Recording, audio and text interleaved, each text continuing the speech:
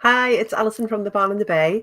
So a frequently asked question that we get at coordination meetings is about planning your tables and whether to go for long tables or square tables or however else you want to do it. And it depends on a few things. And we firstly think about your numbers and also what food you have. And I'll describe I'll tell you about our thoughts on that in a moment.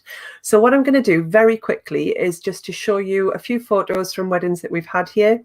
Just explain a few of the layout ideas and what works and what maybe doesn't work so well for your wedding size. So I'm just going to share my screen very quickly and go through those images with you. Okay, so hopefully you can see this.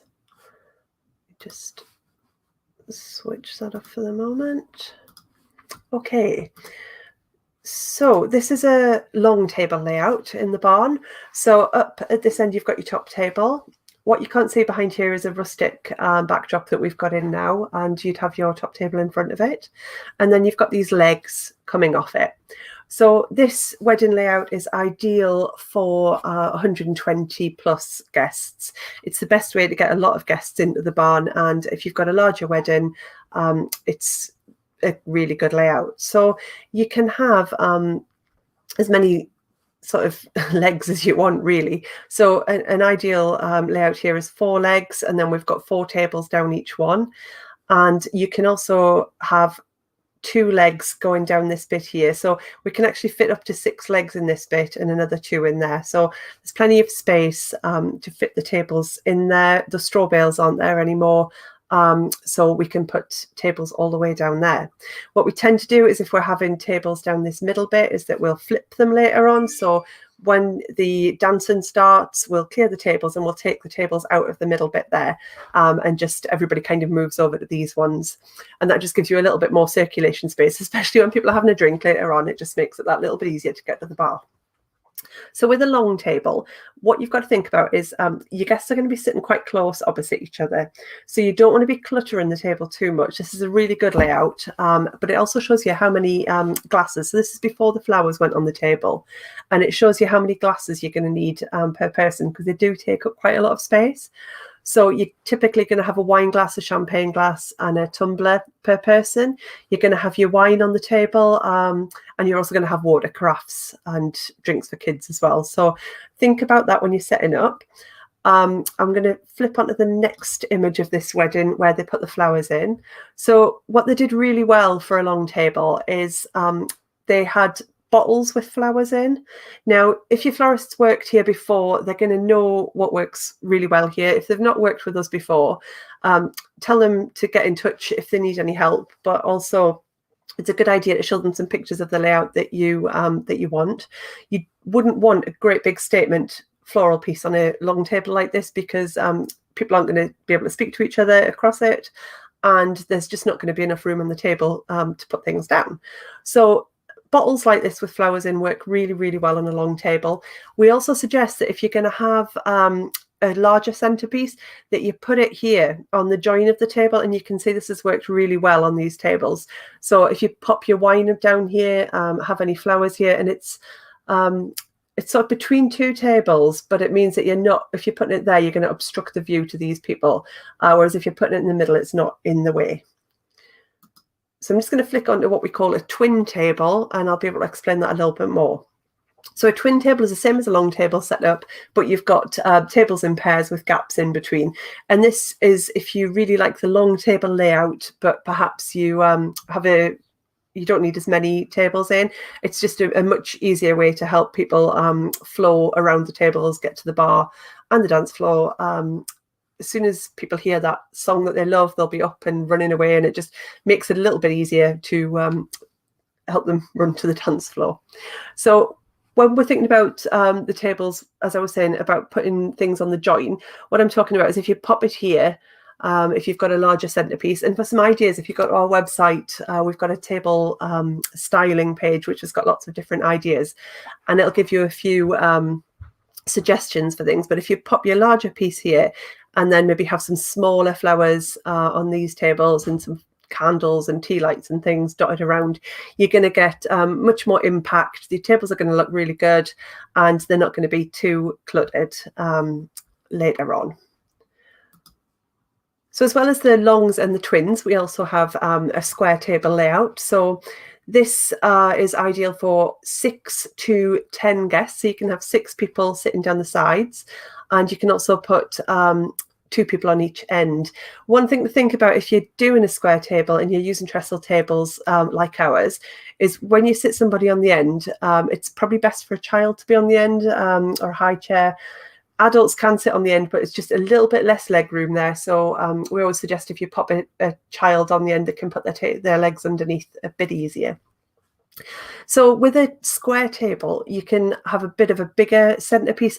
This wouldn't work, this layout wouldn't work if it was on a long table. And if you think about it, it's going to go there. So you're going to basically lose the space for the people on either side. So for a square table, a bigger centerpiece works well. And then you could also dot other little bits and pieces around.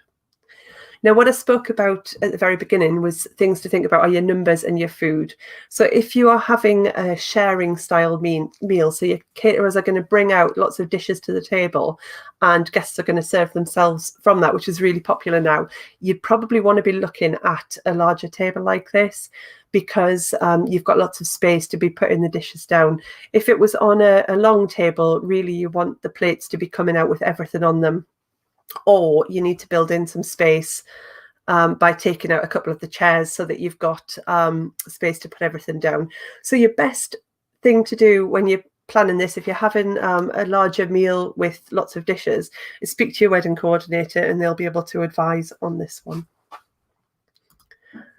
This is a square table with chairs on the end, so it'll give you an idea of what it looks like. So as you can fit adults on here, but as I say, it's you've just got to be aware of that leg room there. What was really lovely about this layout was that they'd hired a round table in the middle as their top table, so they didn't want to be at one of the ends, they wanted to be amongst everybody. So we thought this was a really nice layout, and instead of having a square table in the middle where they're going to have the backs to people, they just made it round, and it was really lovely. So it'll just give you an idea as well of how many glasses you get on a table. And bear in mind that when your guests come to sit at the table, they're going to have a glass in their hand probably already from the bar. So just make sure that you've got space to be putting everything down. Again, these bottles work really well. They add different heights to it, and then tea light jars work well too. So the last main layout that we do is the hollow square. So I don't have great photos of this, so you're going to have to use a bit of imagination. This is basically where you've got 4 long tables going round in a square. So if you imagine a polo mint, but square shaped, and then you could put something in the middle. So let's just flick onto the next one. So this wasn't an actual wedding. This was just when we were playing around with layouts while we were doing some setup. So if you see the large square going around, you do need something in the middle. So we've just used a cable drum here and popped a floral centerpiece on it, so you can get an idea of what it would look like. You do need something there, but this is a really great way to have a statement centerpiece, and you have everybody sitting around the outside looking in. So this layout is ideal if you've got up to 30, possibly up to 50 guests. It's a great way of filling up the barn by using other props and things going around as well. It's a great way to fill up the barn so that it doesn't look like too big a space for a smaller wedding. And as you can see, we've got lots and lots of benches and things that you can use around the space so that it doesn't have that too big feel. So just going back through these, if you've got any questions at all about your wedding planning and your layout, your best person to speak to is your coordinator. They'll be able to help you and speak with your caterer as well. If you go to our website, I've put all of these notes into a document. Let me just stop sharing this one and then I can show you that. Go back in and then I will share the document. See if I've got it open. Okay, so I've just put this together in a note, description of the different tables, and then I've got things to think about when you're dressing your table. So it's things like having, if you've got a large centerpiece like this, having it on the join, and then having smaller posy jars coming down. So this is a nice layout. This is from our website. So if you go onto thebarnonthebay.com/table styling, there's a link on there, and you'll see our 10 different table styles that we have. But it gives you ideas for bringing your own table decorations. And if you've got a stylist coming in, they'll know exactly how to set the tables up and what you'll need on it.